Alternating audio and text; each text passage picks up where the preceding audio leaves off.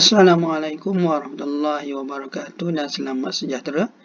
Pada kali ini saya akan menerangkan berkaitan dengan konsep-konsep penting yang terdapat di dalam teori kos yang pelajar perlu ketahui lah.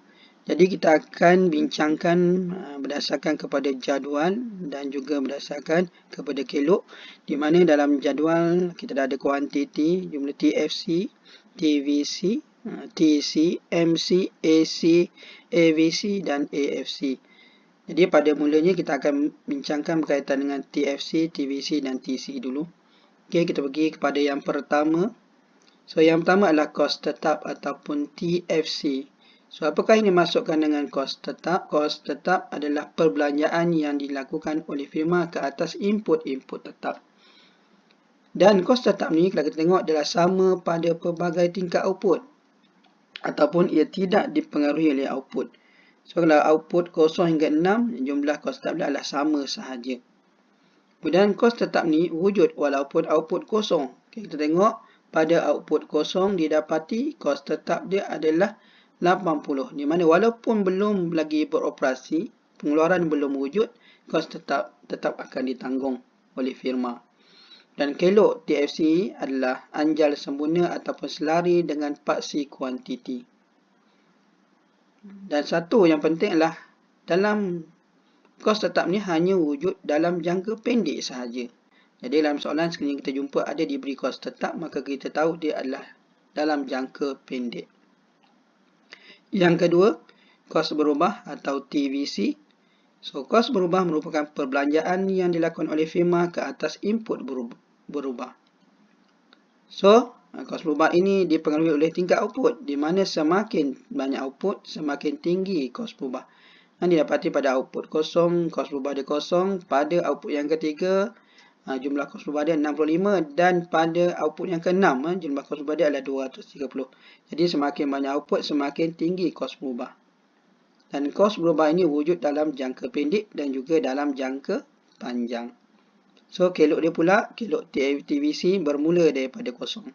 Ataupun sifar pada output kosong. Okay, yang ketiga adalah jumlah kos atau TC, total cost.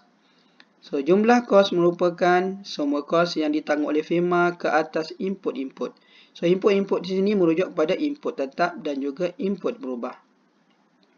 Dan jumlah kos didapati dengan menambahkan TFC dan juga TVC. So, satu konsep yang sangat penting iaitu pelajar perlu tahu pada output kosong didapati TFC sama dengan TC. Kita tengok pada jadual. Pada output kosong didapati TFC sama dengan TVC. Ini penting. Dan pada kelok TC ni bermula pada kelok TFC. Dia bukan bermula pada kosong, tapi dia bermula pada kelok TFC. Dan di antara TC dan TVC adalah TFC. Okey, dan ruang di antara TC dan TVC adalah TFC. Contoh, pada output yang keempat, TC adalah 185 dan TVC adalah 105. Jadi 185 tolak 105 adalah 80. Okey, kita teruskan dengan konsep seterusnya. Yang keempat, kos purata atau AC. Jadi, kos purata adalah semua kos yang terpaksa ditanggung oleh firma untuk menghasilkan setiap output. Kelok AC menurun hingga minimum, kemudian meningkat semula. So, berbentuk U.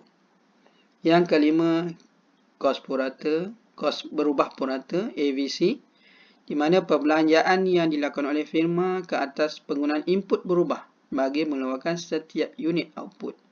Okay, jadi kita tengok dia ada average. Bila average ni dia setiap unit output. Jadi kelok AVC juga menurun hingga minimum, kemudian meningkat semula. So, didapati kelok AVC akan minimum dahulu berbanding kelok AC. Di mana kelok AVC minimum pada output yang ketiga dan kelok AC pada output yang keempat. Okey, yang keenam, konsep yang keenam, kos tetap purata atau AFC. Di mana kos tetap purata merupakan perbelanjaan yang dilakukan oleh firma ke atas penggunaan input tetap bagi mengeluarkan setiap unit output. Dan kalau AFC ni, dia akan sentiasa menurun dan nilai dia sentiasa positif.